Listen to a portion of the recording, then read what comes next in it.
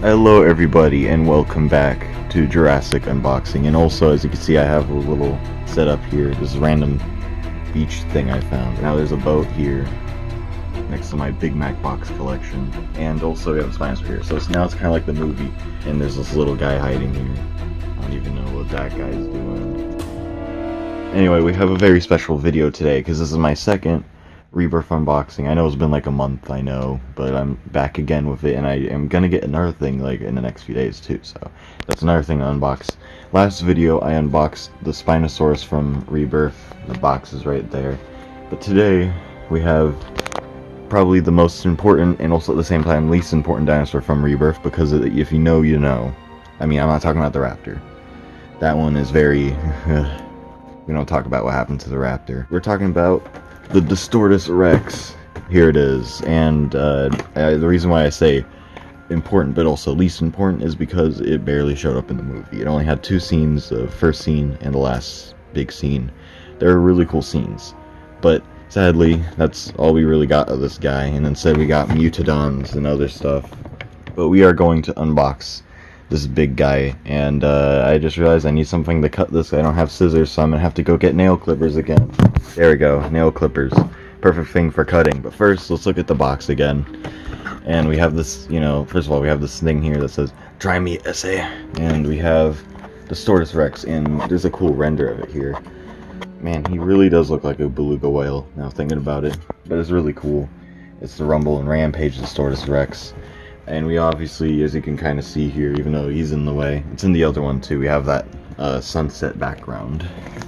I'm pretty sure they have like two other backgrounds for like the sea and air ones, which is pretty cool, kind of makes sense for the movie. Here's the back of the box.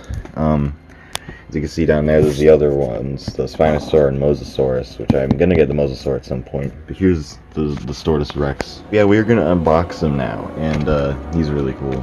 I just wanted to say. He's a little smaller than I thought he was going to be, because in the movie he looked big. But in this, he's a little, you know, actually he's smaller than the Spinosaur if you count the sail.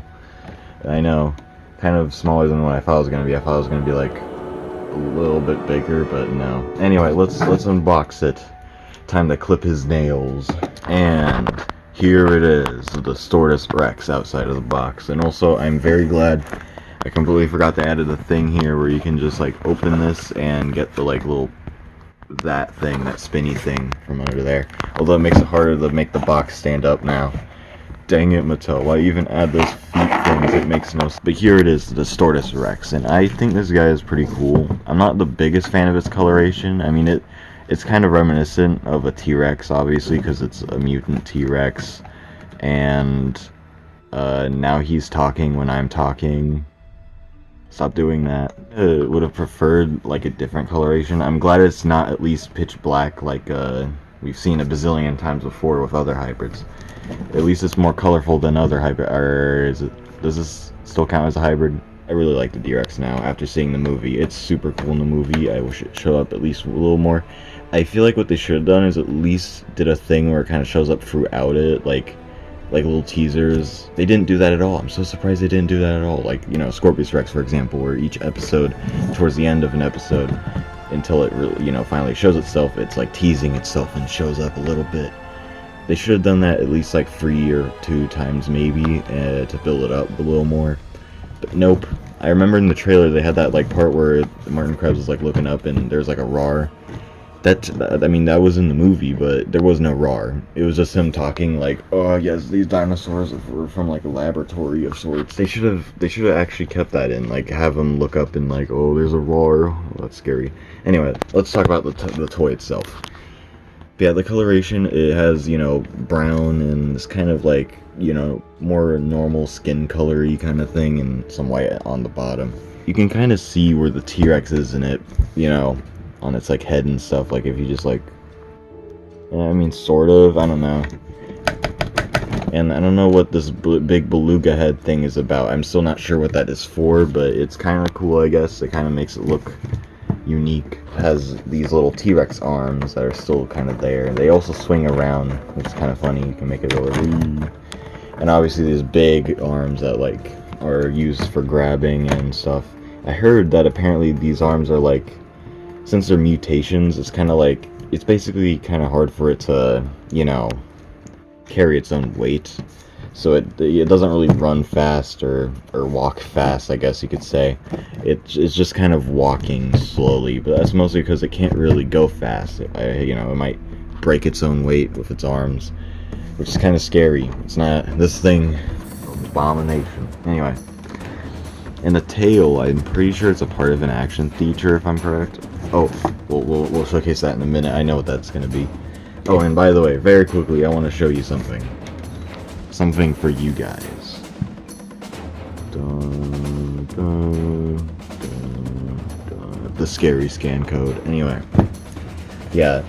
So you can scan that guy now. I'm pretty sure this guy is able to do a shaking feature. So we're gonna find that out. First of all, let's check out the first you know, thing it can do, which is swinging around. Look at this. Now this is kind of cool. It's just like wee.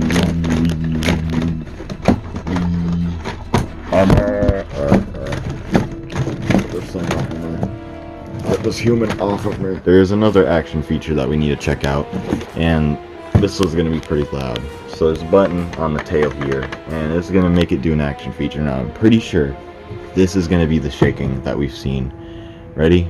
Let's see it. Ooh, okay.